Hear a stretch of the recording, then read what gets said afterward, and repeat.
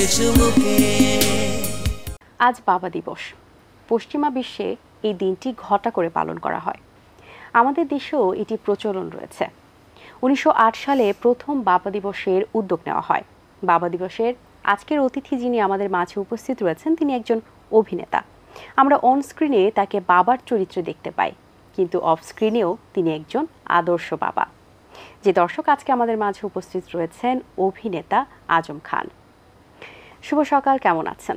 জি, ভালো আছি। এবং সেই সাথে আপনাকে আজ বাবা দিবসের অনেক অনেক শুভেচ্ছা।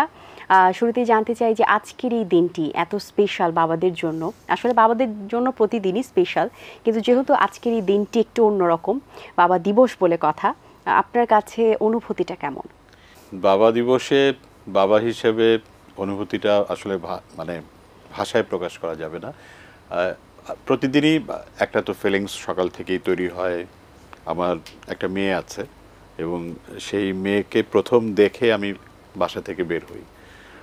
তো আজকের দিনটা যেহেতু বাবা দিবস এবং সারা পৃথিবীতেই উদযাপিত হচ্ছে, অনেক অনুষ্ঠান হচ্ছে এবং অনেক লেখালেখি হচ্ছে, সব জায়গাতেই একটা ফিলিংস কাজ করে এবং সেটা হচ্ছে হ্যাপিনেস এবং একটা প্রশান্তি কাজ করে। আমার মেয়েটাকে আমি যেভাবে গড়ে তুলেছি, একসময় আমি নিজেও সন্তান ছিলাম আমার বাবার, ওই জিনিসগুলোকে আমি কানেক্ট করার চেষ্টা করি এবং বাবা দিবসে যে জিনিসটা হয়, মেয়েকে নিয়ে কোথাও ঘুরতে যাওয়া হয়, খেতে যাওয়া হয় এবং ওই সময়টায় মাঝে মাঝে সারপ্রাইজ গিফটও আমি পাই। সব কিছু মিলিয়ে একটা অন্যরকম অনুভূতি। আচ্ছা, আমরা দেখি যে একটা মানুষের কাজ যতটা চওড়া হয়, বাবার কাজটা মনে হয় তার চেয়ে একটু বেশি চওড়া হয়, কারণ গুরু দায়িত্ব তার উপরে থাকে, একে তো সন্তানের, পরিবারের, সেই সাথে সামাজিক কিছু দায়বদ্ধতাও বাবার উপর বিরাজ করে। এবং আমরা জানি যে আপনি মা, আপনিই বাবা, আপনি আপনার মেয়েকে সেভাবে লালন পালন করেছেন। সেই জায়গা থেকে আপনি মায়ের অভাবটা কখনো আপনার সন্তানকে বুঝতে দেননি। এই যে শুরু থেকে যে আপনার মেয়ের সাথে যে সম্পর্কটা আপনি বিল্ড আপ করেছেন, এটি বন্ধুত্বপূর্ণ সম্পর্ক বেশি ছিল নাকি দায়িত্ববোধের জায়গাটা বেশি আপনাকে ভর করেছিল? যেহেতু মা তার নেই, আপনিই মা, আপনিই বাবা, মায়ের দায়িত্বটাও আপনাকে পালন করতে হয়েছে। সো হিমশিম খেয়েছেন কিনা, কিভাবে এত শক্ত হাতে আপনি সব কিছু সামলেছেন? আমি যেটা চেষ্টা করেছি সেটা হচ্ছে আমার মেয়ের কাছে একজন বন্ধু হওয়ার চেষ্টা করেছি এবং সেই বন্ধু হতে আমি যে কাজটা প্রথমে করেছি তার সব কাজের সঙ্গে নিজেকে জড়ানোর চেষ্টা করেছি। তার স্কুল ফ্রেন্ডদের সাথে যদি সে কোনো কারণে ঝগড়াও হয়, সে কিন্তু সেই গল্পটা আমাকে বলে। আবার কোনো ফ্রেন্ডের সঙ্গে যদি নতুন করে কোনো মেমোরি তৈরি হয়, তারা কোনো কিছু করলো একসঙ্গে, সেই গল্পটাও আমার সঙ্গে শেয়ার করে। অর্থাৎ আমি তাকে এই ফিলিংসটা দেওয়ার চেষ্টা করেছি যে তোমার সারা পৃথিবীতে সবচেয়ে বেস্ট ফ্রেন্ড হচ্ছে তোমার বাবা এবং সেই বেস্ট ফ্রেন্ডকে তুমি কোনো কিছু লুকাবা না এবং তোমার সব আনন্দ, তোমার সব দুঃখ, তোমার কষ্ট সব কিছু তুমি শেয়ার করবা। ফলে ওর মধ্যে একটা নির্ভরশীলতা তৈরি হয়েছে এবং আমি চেষ্টা করি, অনেক সময় সেও ভুল করে এবং সেই ভুলগুলো যেন সে ভবিষ্যতে না করে সেই জন্য তাকে এমন কিছু তাকে বোঝানোর চেষ্টা করি, বাবা এটা ঠিক হয়নি, তোমার ফ্রেন্ডটা রাইট ছিল। আবার যখন দেখি যে ও রাইট ছিল তখন তাকে এনকারেজ করি যে হ্যাঁ, এটা সুন্দর করে তুমি ফেস করেছো, তার সাথে তুমি ভালোভাবে কথা বলো, সে হয়তো পরে একসময় রিয়েলাইজ করবে, তোমার কাছে আবার ফিরে আসবে। তো এই জিনিসটা আমার করার পেছনে দুটো কারণ, একটা হচ্ছে ওর মধ্যে কনফিডেন্সটা বিল্ড আপ করা, আর সেকেন্ড হচ্ছে ও যেন কখনো ফিল না করে যে ওর কোনো একটা অভাব আছে। তো সেই কাজটাই করার চেষ্টা করেছি, কতটুকু পেরেছি জানি না, তবে আমার মনে হয় ওর হাসি যখন আমি দেখি, ওর যখন হ্যাপিনেসটা দেখতে পাই, তখন আমার কাছে ভালো লাগে। জীবনের সবচেয়ে বড় পাওয়া হয়ে যায়। রাইট।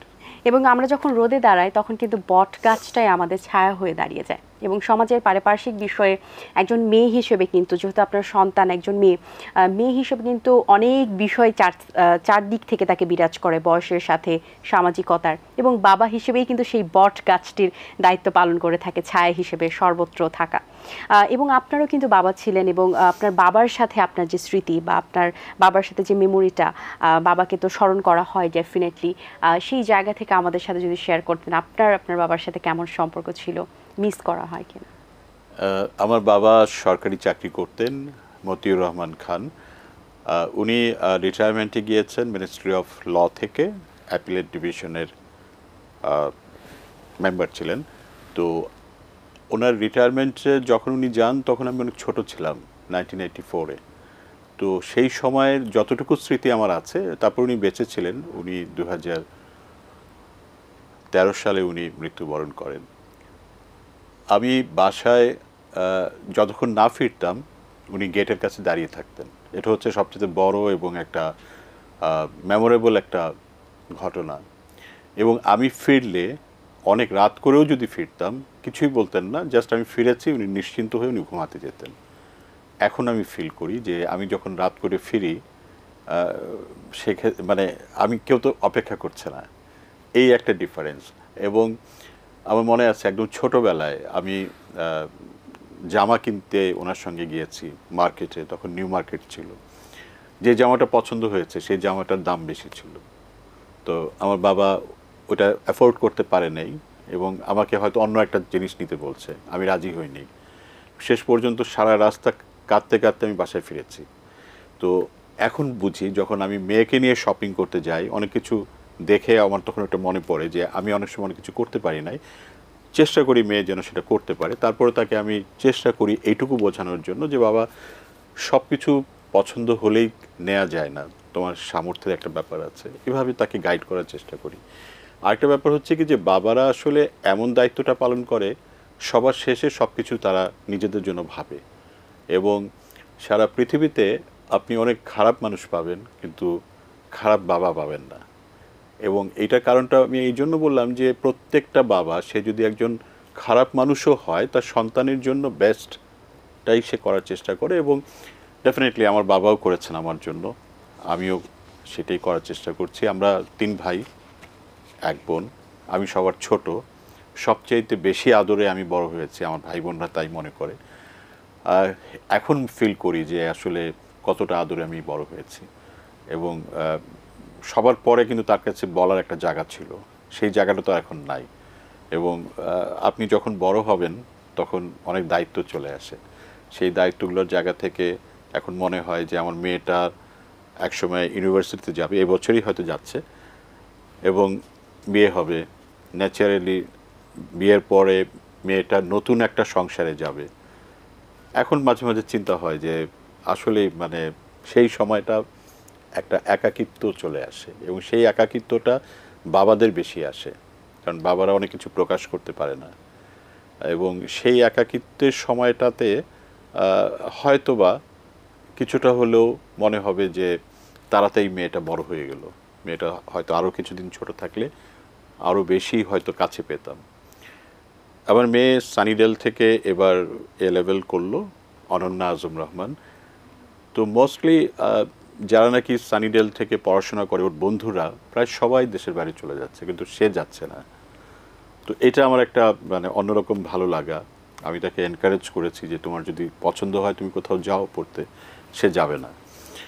আমি জানি না এইভাবে কতদিন সে আমাকে আগলে রাখতে পারবে, বাট এটা ডেফিনেটলি একটা অন্যরকম ভালো লাগা, ভালোবাসা। আচ্ছা, আমরা কিন্তু অনস্ক্রিনে আপনাকে দেখেছি বাবার চরিত্রে অভিনয় করতে, সেই চরিত্রের পরিপ্রেক্ষিতে প্রতিফলন হয়েছে কিনা বাস্তব জীবনে? আসলে অনস্ক্রিনে যেটা হয় যে আমাদের শোবিজে যারা বর্তমানে অভিনয় করছেন প্রায় সবার কম বেশি আমি বাবা হয়েছি, তার মধ্যে কারো কারো হয়তো অনেক বেশি বাবা হয়েছি। আমি কালকে রাতেই একটা শুটিং করেছি, যেখানে ঈদের একটা কাজ, যেখানে বাবা হিসেবে আমি আমার মেয়েকে চেয়েছি তার ভবিষ্যৎটা সুন্দর করার জন্য, কিন্তু আমার মেয়ের একটা পছন্দ ছিল, যে পছন্দটা ওয়ার্কআউট করেনি। তখন বাবা হিসেবে আমি অনেক কঠোর হয়েছি, এবং আমার মেয়ে একটা সময় ফিরে আসে, কিন্তু আমি তাকে মানে সেই কঠোরতার জায়গা থেকে আমি বের হতে পারিনি, মানে এরকম একটা দৃশ্য করতে হয়েছে। তো এরকম দৃশ্যগুলো যখন করি, সেই দৃশ্যগুলো তো আসলে জীবনেরই গল্প। আমি সবসময় চিন্তা করি যে আমার মেয়ে যদি এরকম একটা ভুল করতো, আমি কিভাবে শাসন করতাম, ওই জিনিসটা আমার ভিতরে কাজ করে। এবং যদি আমার মেয়ে যদি একটা ভালো কাজ করে, আমি সেটাকে কিভাবে রিয়্যাক্ট করতাম। তো কালকের এই কাজটা করার সময় আমরা খুব ইমোশনাল ছিলাম। মেহজাবিন কাজ করেছে, অনেকবার টেক নেওয়া হয়েছে এই কাজটা করার জন্য, এবং প্রত্যেকবারই আমরা চেষ্টা করেছি যে আমি চেষ্টা করেছি একদম রিয়েল বাবা হওয়ার জন্য, মেহজাবিনও চেষ্টা করেছে একদম রিয়েল মেয়ে হওয়ার জন্য। এগুলো কানেক্ট করে, এই কানেকশনটা আসলে আমার জন্য অনেক সময় ইন্সপায়ার করে বেটার পারফরমেন্স, বেটার ডেলিভারি করার। আচ্ছা, আমাদের দেখা যায় যে বাবার জায়গাটা তো অন্যরকম সন্তানের কাছে, এবং বাবার কাছেও সন্তানের জায়গাটা অন্যরকম। কিন্তু কিছু ক্ষেত্রে হয়তো বা আমরা দেখি অনেক জায়গায় একটু ব্যাড কিছু বা খারাপ কিছু। সেই জায়গা থেকে একজন আদর্শ বাবা হিসেবে বাবার কি কি দায়িত্ব পালন করা উচিত, বা বাবা হিসেবে কেমন হওয়া উচিত বলে আপনি মনে করেন? সত্যিকারভাবে আমাদের দেশে বা আমাদের সমাজ ব্যবস্থায় আমাদের মেয়েরা আসলে নিরাপদ না, এবং অনেক জায়গাতেই তারা অনেক রকম হয়রানির শিকার হচ্ছেন। তাদেরকে অনেক জায়গায় অ্যাবিউজ করা হচ্ছে। এটা হতে পারে তার শিক্ষা প্রতিষ্ঠানে, এটা হতে পারে তার পরিবারের মধ্যে, এটা হতে পারে তার কর্মক্ষেত্রে। আমি পার্সোনালি মনে করি যে প্রত্যেকটা মানুষেরই চোখ বন্ধ করে ভাবা উচিত যে তার হয়তো একটা মেয়ে আছে অথবা তার একটা বোন আছে। সেটা যদি সবাই ভাবে তাহলে কিন্তু অনেক কিছু কিন্তু পরিবর্তন হয়, মানসিকতার পরিবর্তন হয়। আরেকটা ব্যাপার হচ্ছে, আমি ওকে যেভাবে প্রোটেক্ট করে বড় করলাম, আমি তো সারা জীবন থাকবো না, এই প্রোটেকশনটা সে সারা জীবন পাবে না। সেই জন্য আমি চেষ্টা করি তাকে কনফিডেন্ট করার জন্য, বোল্ড করার জন্য, এবং সে যেন কনফিডেন্সটা এমনভাবে তৈরি করতে পারে যে তার পায়ের নিচে শক্ত মাটি আছে। এবং এটার জন্য সবার আগে যেটা প্রয়োজন সেটা হচ্ছে তার মিনিমাম একটা লেভেল অফ এডুকেশন তার করা উচিত। গ্র্যাজুয়েশন অন্তত মিনিমাম করা উচিত, নাম্বার ওয়ান। নাম্বার টু, আমি সবসময় আমার মেয়েকে বলি যে তুমি যার সাথে মিশবা তার ফ্যামিলিটা সম্পর্কে জানার চেষ্টা করবা, তার অ্যাসোসিয়েটস যারা তাদের সম্পর্কে জানার চেষ্টা করবা। তারা যদি ভালো হয় তাহলে তোমার জীবনটা সুন্দর হবে, আর তারা যদি ভালো না হয় তাহলে তুমি কখনো হ্যাপি হতে পারবা না। এভাবে চেষ্টা করি কাউন্সেলিং করার জন্য, বোঝানোর জন্য, ফ্রেন্ড হয়ে বোঝানোর জন্য। আমার ধারণা সব বাবা মাই করেন, তারপরও কর্মব্যস্ততা বিভিন্ন কারণে অনেকে হয়তো সন্তানদেরকে সময়টা দেন না। এই সময়টা দেওয়া প্রয়োজন। আমরা যখন ছোট ছিলাম, আমার পরিষ্কার মনে আছে আমার বাবা আমাকে ঢাকার দর্শনীয় জায়গাগুলো দেখানোর জন্য নিয়ে যেতেন। আর এখনকার বাচ্চারা বাবা মার সাথে এরকম কোনো মানে সুইট মেমোরি কিন্তু নাই। স্কুলে যাচ্ছে, ফিরে আসছে, টিচারের কাছে যাচ্ছে, সারাক্ষণ ব্যস্ত, খেলারও সময় নেই, এবং তার যতটুকু রিক্রিয়েশন সেটা হচ্ছে সোশ্যাল মিডিয়া, টেলিভিশন, এগুলো। ফলে ওই মানে ইয়েটা হচ্ছে না, মানে ওই গ্রুমিংটা হচ্ছে না। এখন সব বাবা মাই তার সকল কাজের মধ্যে থেকে একটা কোয়ালিটি টাইম তার সন্তানকে দেওয়া উচিত। আচ্ছা, আপনার অবসর সময় কাটে কিভাবে মেয়েকে নিয়ে? অবসর সময় যেটা কাটে, মেয়েকে জিজ্ঞেস করি কোথাও যাবা কি না, ফ্যামিলির মধ্যে, ফ্রেন্ডসদের মধ্যে। মাঝে মাঝে সে অনেক জায়গায় বেড়াতে যেতে চায়, খেতে যেতে চায়, গান শোনার জন্য কনসার্টে যেতে চায়। যতটুকু পারি অ্যাকোমোডেট করার চেষ্টা করি। আচ্ছা, অনেক সময় কথার ক্ষেত্রে বা কথার প্রসঙ্গে বাবা মেয়ের যখন একটু খুনসুটি হয় বা একটু রাগান্বিতভাবে পরিস্থিতি তৈরি হয়, সেক্ষেত্রে কখনো কি এমন হয়েছে যে আপনি হয়তো বা একটা কথা বলে ফেলেছেন বা একটা স্টেপ নিয়ে ফেলেছেন যেটি হয়তো বা আসলেই একটু তার জন্য খারাপ, বা আসলে খারাপ লাগার ফিল করেছেন কখনো, তারপর তার পরিপ্রেক্ষিতে কি করেছেন তার রাগ ভাঙানোর জন্য?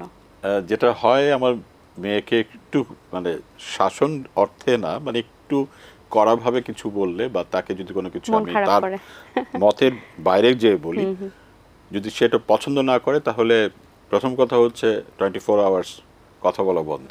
আচ্ছা, তো সেটাকে যেটা রিপিট মানে ব্রেক করতে হয় সেটা হচ্ছে ফলোয়িং ডেতে চেষ্টা করি তাকে কোনো না কোনোভাবে তার প্রয়োজনীয় কোনো একটা কথা বলে সেটাকে ব্রেক করা। সেকেন্ড হলো তারপরে যখন সে আবার ঠিক হয়ে যায় তখন তাকে আবার বোঝানো, কোনো কোনো জায়গায় কম্প্রোমাইজ করতে হয়। আর আমি এটা অস্বীকার করব না, ছেলেরা কিন্তু বাবাদেরকে খুব একটা ইমোশনাল ব্ল্যাকমেইল করতে পারে না, যেটা মেয়েরা পারে। তাদের কেয়ার দিয়ে, তাদের অ্যাটাচমেন্ট দিয়ে পারে। এবং আমি জানি যে এটা সে আমাকে ইমোশনালি ব্ল্যাকমেইল করছে, পটানোর জন্য করছে, but I have to accept, কিছু করার নাই। কারণ দিনের শেষে ও যাই করছে সেটা হয়তো ওর ছোট মনে হয়তো এখন ওর মতো করে ভাবছে, কিন্তু আমার সাথে অ্যাটাচমেন্ট রেখেই সে করছে এবং আমাকে হ্যাপি করেই করার চেষ্টা করছে। যেমন তার কোনো একটা প্রয়োজন হলে সেদিন সে খুব একটু এক্সট্রা কেয়ার করে, হ্যাঁ, তো সে আমি বুঝি, ওর গলার টোনেই বুঝি, ফোন করলেই বুঝি। যেমন ও একটা জিনিস করে সেটা হচ্ছে রাত 9টা বেজে গেলে সে আমাকে ফোন করে, আমি কোথায়, কখন ফিরবো। তো এইটা কিন্তু একটা কেয়ারিং। এটা কিন্তু ছেলেরা করে না, আমি করি নাই, আমার বাবার ক্ষেত্রে করি নাই। মেয়েরা একটু বেশি কেয়ারিং হয়, মেয়েরা করে। আচ্ছা, যেহেতু আপনি একজন বাবা এবং আপনার সন্তান রয়েছে, মেয়ে সন্তান রয়েছে, সে তো একটা সময় অন্য সংসারে যাবে। এরকম আমাদের পরিবারে কিন্তু অনেক সময় হয় যে আমাদের মেয়ে সন্তান অন্যের পরিবারে যখন বউ হয়ে যায়, অন্য সংসারে আসে, সেরকম আমাদের ঘরে যখন ছেলে থাকে, আমাদের ঘরেও কিন্তু অন্যের মেয়ে বউ হয়ে আসছে। কিন্তু অনেক সময় আমরা দেখি একটু মিসআন্ডারস্ট্যান্ডিং বা একটু কিছু ইনসিডেন্ট কিন্তু আমরা নিউজেও দেখে থাকি, পারিপার্শ্বিক বিষয়, আমরা হয়তো বা সেটা নিয়ে কথা বলি না, কিন্তু আমাদের মাঝেই কিন্তু অনেকে এটা সাফারার করে। তো সেই বিষয়টা নিয়ে আপনার কি বলার আছে? আসলে মানে দিনের শেষে সন্তান হিসেবে মেয়েরা বাবা মাকে অনেক কেয়ার করে, এটা নো ডাউট, এটা আমাদের দেশে অনেক বেশি। আবার এই মেয়েটাই যখন নাকি আরেকটা সংসারে যাচ্ছে, তখন যাওয়ার পরে দেখা যায় যে সেখানে আবার একটা ভিন্ন চিত্র দেখা যায়। তো এই জিনিসগুলো আসলে বাবার বাড়ি থেকে যে শিক্ষাটা সে পায় বা যেভাবে যা কিছু দেখে সেটারই প্রতিফলন হয়, এটা হওয়ার কথা। সেকেন্ড হচ্ছে তার যে পার্টনার, তারও কিছু দায়িত্ব থাকে। এখন তারও পরে যে বিষয়টা, সেটা হচ্ছে ওই ফ্যামিলি মেম্বাররা কিভাবে তাকে অ্যাকসেপ্ট করছে। আমাদের দেশের পারিবারিক ব্যবস্থায় মেয়েরা কখনো কোনো কিছু শেয়ার করতে চায় না, একটু চাপা স্বভাব। না, আমি ওই অর্থে বলছি না, মানে শেয়ার করতে চায় না। আপনার সংসার, আচ্ছা, যখন আপনার ছেলে তা একজনকে বিয়ে করে নিয়ে আসলো, আপনার সংসারটা যে এখন সে পরিচালনা করবে, এই জিনিসটা কিন্তু অনেকে নিতে পারে না। আপনি দেখবেন যে, আমি জানি না এটা বলা ঠিক হচ্ছে কিনা, আপনি দেখবেন যে এই সমস্যাটা কিন্তু শ্বশুরের সাথে কম হয়, শাশুড়ি ননদ তাদের সাথে বেশি হয়। তো এইসব ক্ষেত্রে দুই দিকেরই একটা দায়িত্ব আছে, এবং ডেফিনেটলি এই মেয়েটাকে তার শাশুড়ির উচিত হবে মেয়ের মতো করে দেখা। এরকম অনেক হ্যাপি এক্সাম্পল আছে যেখানে সেভাবেই দেখে, এবং পাশাপাশি সেই মেয়েটারও উচিত হবে তাকে মার মতো করে দেখা। দিনের শেষে একটা অশান্তি যদি থেকে যায়, কেউ কিন্তু ভালো থাকে না, আলটিমেটলি সেই মেয়েটাও ভালো থাকে না, শাশুড়িও ভালো থাকে না, এবং যে ছেলেটা তাকে বিয়ে করে নিয়ে গেল সেও কিন্তু ভালো থাকে না। সো হ্যাপিনেসটা কিন্তু অনেক ইম্পর্ট্যান্ট, এবং জীবনের সব ক্ষেত্রে আপনাকে কম অথবা বেশি কম্প্রোমাইজ করতে হবে, এবং এই কম্প্রোমাইজটা আপনি যদি কম বা বেশি করেন, আপনার লাইফটা সুন্দর হবে, এবং আপনি ভালো থাকা মানে আপনার ফ্যামিলি ভালো থাকা, এবং আপনার যখন মানে সেই মেয়েটা যখন সন্তান হবে তারাও ভালো থাকবে, তারাও ছোটোবেলা থেকে দেখবে যে একটা হ্যাপি মোমেন্টের মধ্যে তাদের জীবন চলছে। এটা কিন্তু একটা এক্সাম্পল হিসেবে আসে, এবং অনেক গবেষণায় দেখা গেছে যে বাচ্চাগুলো এরকম একটা পরিবেশে বড় হয়, তাদের মধ্যে অনেক ধরনের কমপ্লেক্স আসে। কেউ অপরাধের দিকে চলে যায়, কেউ হয়তো ইন্ট্রোভার্ট হয়ে যায়, কেউ অন্য ধরনের অসুস্থতায় তাদের মধ্যে দেখা যায়। তো এই জিনিসগুলো থেকে বের হতে হলে আপনার কম অথবা বেশি অ্যাডজাস্ট করতে হবে, কম্প্রোমাইজ করতে হবে। সবসময় কিন্তু সবাই রাইট না, এই জিনিসটাকে অ্যাকসেপ্ট করতে হবে। আচ্ছা, বাবা দিবস উপলক্ষে কোনো কাজ করা হয়েছে কিনা রিসেন্টলি? বাবা দিবসের জন্য দুটো কাজ রেকর্ডিং হয়েছে, তার মধ্যে একটি হচ্ছে বিজ্ঞাপন। ওখানে একজন বাবা এবং একজন ছেলের গল্প। যে ছেলেটাকে বাবা অনেক কেয়ার করে, কিন্তু ছেলেটা বিরক্ত হয়, এবং একটা সময় গিয়ে তার রিয়েলাইজেশন হয়। এই কাজটা খুব শিগগিরই এটা সোশ্যাল মিডিয়াতে আসবে। আর একটা গান হয়েছে বাবা দিবসের উপরে, বিপ্লব সাহার গাওয়া গান বিশ্বরং থেকে। সেখানে একটা বাবার জীবনের উপরে গল্পটা ছিল, গানটা ছিল, এবং যেখানে বাবা ছোট একটা তার সন্তানকে একদম ছোট থেকে বড় পর্যন্ত সে কিভাবে তাকে ক্যারি করে, এই জিনিসটাকে দেখানো হয়েছে। মানে গানের একটা পর্যায়ে দেখা যাবে যে ছোটবেলায় সন্তানকে বাবা কোলে করে হাত ধরে নিয়ে যেত, বড় হওয়ার পরে যখন বাবা বৃদ্ধ হয় তখন তার সন্তান বাই দিস টাইম বড় হয়, এই স্টেজগুলো দেখানো হয়, তাকে আবার সে টেক কেয়ার করছে। এই দুটো কাজই ঠিক বাবা দিবসের আগেই হয়তো এটা রিলিজ হবে। আশা করি দর্শকদের ভালো লাগবে। জি, আপনাকে অসংখ্য ধন্যবাদ, খুব ভালো লেগেছে আপনার সাথে কথা বলে। অনেক অনেক শুভকামনা আপনার জন্য, ভালো থাকবেন সব সময়। আপনাকেও ধন্যবাদ, এবং পাশাপাশি এটিএন বাংলার দর্শক যারা এই অনুষ্ঠান দেখছেন সবাইকে অনেক ধন্যবাদ। দর্শক, আশা করছি আজকের এই আয়োজন আপনাদের ভালো লেগেছে। আজ এই পর্যন্তই। আপনাদের সঙ্গে দেখা হবে আগামী পর্বে নতুন কারোর সঙ্গে। সেই পর্যন্ত ভালো থাকুন, সুস্থ থাকুন। আল্লাহ হাফেজ। দিন আসে দিন যায়, সময়টা চলে যায়, তবু আছি এই বেশ ভালো। জীবনটা রঙময়, যেভাবেই হওয়া চাই, নয় কভু সাদা কালো। এই আশাতে স্বপ্ন ভাসে, সুখ হাসে চোখে মুখে, চায়ের চুমুকে।